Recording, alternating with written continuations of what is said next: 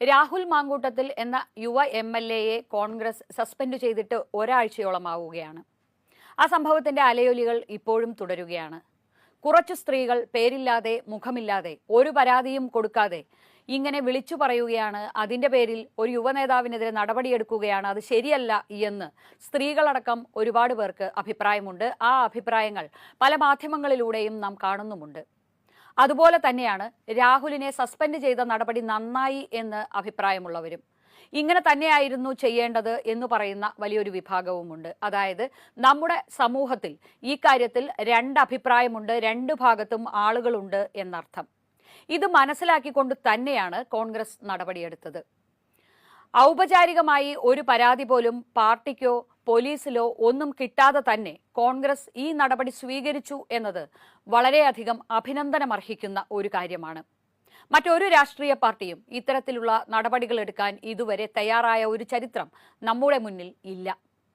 ഒരു നല്ല യുവനേതാവിനെ, കോൺഗ്രസിനു വേണ്ടി വല്ലാതെ വാദിച്ച് പോരാടിക്കൊണ്ടിരുന്ന യുവനേതാവിനെ തന്നെ ഇത്തരമൊരു നടപടിയെടുത്ത് മാറ്റി നിർത്തുക എന്നത് കോൺഗ്രസിനെ സംബന്ധിച്ചിടത്തോളം വലിയൊരു തീരുമാനമായിരുന്നു. പക്ഷേ ആ തീരുമാനം ധൈര്യപൂർവ്വം കോൺഗ്രസ് എടുത്തു. മറ്റു പാർട്ടികൾക്കൊന്നും സമാനമായ സാഹചര്യങ്ങളിൽ അത് സാധിച്ചിട്ടില്ല എന്നിടത്താണ് കോൺഗ്രസിന്റെ വിജയം.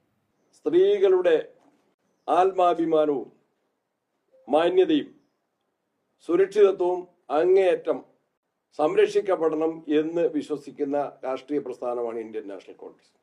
എല്ലാവരും ഒരേ സ്വരത്തിൽ, ഒരേ അഭിപ്രായത്തിൽ എടുത്തിട്ടുള്ള ഒരു തീരുമാനമാണ് രാഹുൽ മാങ്കൂട്ടത്തിനെ കോൺഗ്രസ് പാർട്ടിയിൽ നിന്ന് സസ്പെൻഡ് ചെയ്ത് മാറ്റി നിർത്തുക എന്ന തീരുമാനം. ആരും ഒരു പരാതിയും ഇതുവരെ കൊടുത്തിട്ടില്ല. പക്ഷേ രാഹുലിന് തെറ്റുകൾ പറ്റി എന്ന ഉത്തമ ബോധ്യം കോൺഗ്രസിലെ നേതാക്കൾക്കുണ്ട്. മുന്നറിയിപ്പുകൾ രാഹുൽ അവഗണിച്ചു എന്ന വികാരവുമുണ്ട്. അതുകൊണ്ടാണ് സസ്പെൻഷൻ എന്ന നടപടി വന്നത്. ഈ നടപടി ഉണ്ടായതുകൊണ്ട് മാത്രമാണ് കോൺഗ്രസിന് ധാർമ്മികമായി പ്രതിരോധ ശക്തി കൈവന്നത്. രാഹുൽ മാങ്കൂട്ടത്തിലിന് ഈ നടപടി ഒരു തിരിച്ചറിവ് മാത്രമല്ല, തിരുത്തലിനുള്ള സമയം കൂടിയായി മാറട്ടെ. കോൺഗ്രസിനു വേണ്ടി മുൻപിൻ നോക്കാതെ ഇറങ്ങിപ്പോരാടിയ യുവനേതാവാണ്. പാർട്ടിയിലെ വലിയൊരു വിഭാഗം ചെറുപ്പക്കാർക്ക് ആവേശമായിരുന്ന നേതാവാണ്. കോൺഗ്രസിനെ ഇഷ്ടപ്പെട്ട സ്ത്രീകൾക്കും പ്രിയങ്കരനായിരുന്ന തീപ്പൊരി നേതാവാണ്. ആ രാഹുൽ മാങ്കൂട്ടത്തിലിനെ മാറ്റി നിർത്തുക എന്നത് തന്നെ കോൺഗ്രസിന് രാഷ്ട്രീയമായി ഗുണം ചെയ്യുന്ന തീരുമാനമല്ല. അപ്പോഴാണ് സ്വഭാവദൂഷ്യം എന്ന ആക്ഷേപങ്ങളുടെ പേരിൽ സസ്പെൻഷൻ ഉണ്ടാകുന്നത്.